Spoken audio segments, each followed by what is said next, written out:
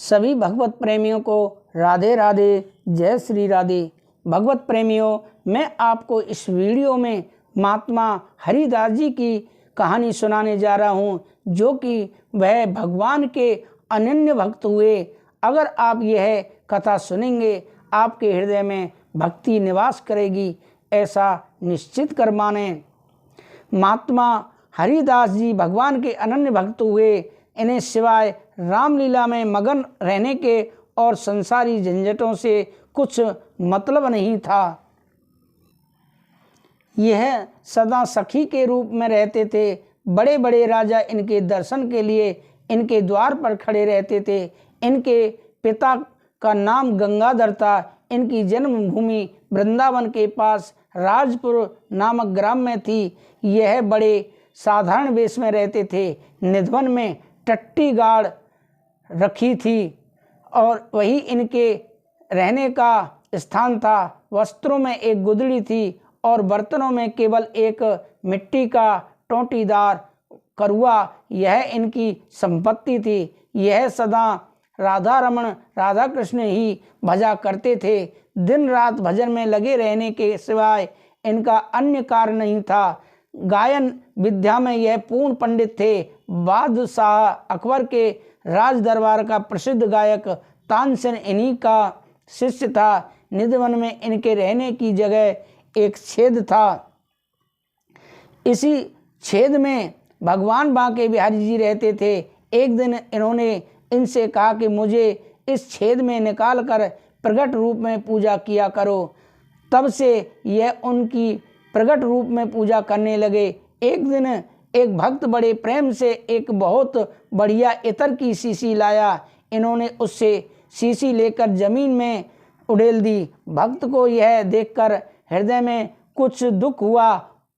उसके मन की बात ताड़ कर बोले, भाई शीशी तो तुमने बड़े अच्छे समय पर लाकर दी। मैं इस समय भगवान के साथ होली खेल रहा था। भगवान मेरे ऊपर रंग डाल रहे थे। मैंने उनके ऊपर इत्र उड़ेल दिया। यदि तुम्हें विश्वास न हो तो तुम बांके बिहारी जी के दर्शन कराओ। वह भक्त सीधा दर्शन करने गया। वहाँ दूर से ही उसको इत्र की सुगंधी आने लगी। उसने देखा कि ठाकुर जी के सब वस्त्र इत्र से भीगे हुए हैं। यह देखकर उसे स्वामी जी पर विशेष श्रद्धा हो गई। एक समय एक साधु उससे कहा कि इसे यमुना जी में डाल दे। साधु ने वह पत्थर यमुना जी में डाल तो दिया, लेकिन उसके हृदय में बड़ा दुख हुआ। स्वामी जी उसके पास उनके मन की बात जानकर उसे जंगल में ले गए और हजारों टुकड़े पारस पत्थर के उसे दिखा दिए और कहा कि भगवान की भक्ति तो केवल एकाग्र चित्त से भजन करने से ही मिलती है। पत्थर के टुकड़े में क्या भगवान रखे हैं।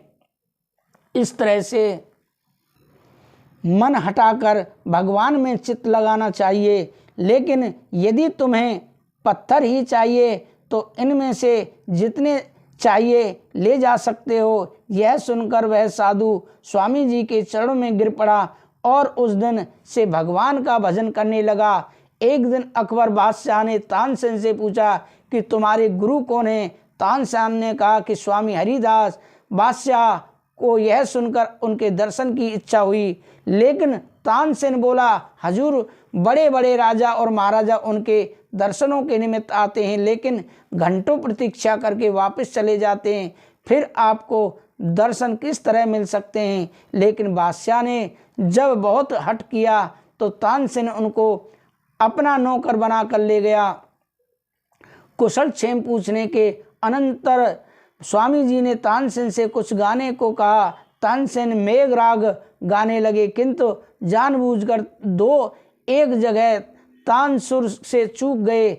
इस पर स्वामी जी ने उसके हाथ में तमूरा छीनकर स्वयं गाना शुरू किया।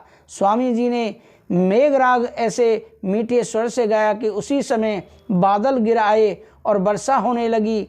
इस पर बाहर बैठे हुए बादशाह को हंसी आ गई। स्वामी जी को जब बादशाह के भेष में बदलकर बाहर बैठने की बात मालूम हुई तो बड़े प्रसन्न हुए और बादशाह को बुलाकर कहा कि हे बादशाह, तू तो संपूर्ण देश का बादशाह है, फिर तुझे भेष बदल कर आने का क्या जरूरत थी?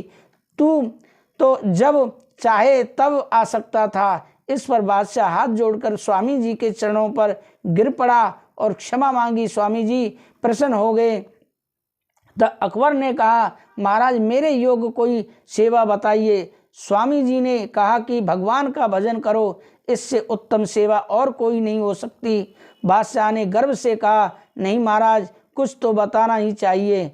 आपकी जो आज्ञा होगी वह अवश्य पूरी करूंगा। स्वामी जी ने उसका गर्व खर्च करने के लिए कहा कि अच्छा, यदि तेरी ऐसी ही इच्छा है तो यमुना जी के घाट की एक सीढ़ी का थोड़ा सा कोना टूट गया है, उसे बनवा दे। बादशाह यह सुनकर हंसा और बोला, महाराज आप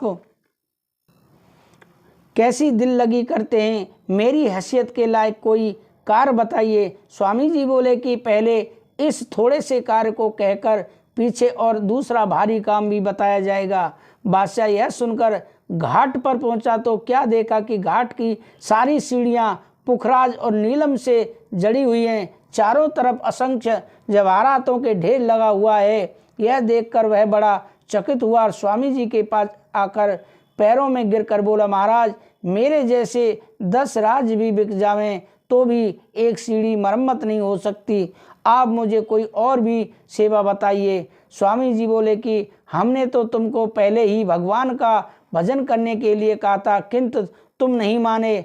अब मैं तुम्हें क्या बताऊं, तुम्हें जो अच्छा दिखे वही करो। बादशाह ने तब से मोरों और बंदरों के लिए अपने खजाने से चने डालने का प्रबंध करवा दिया।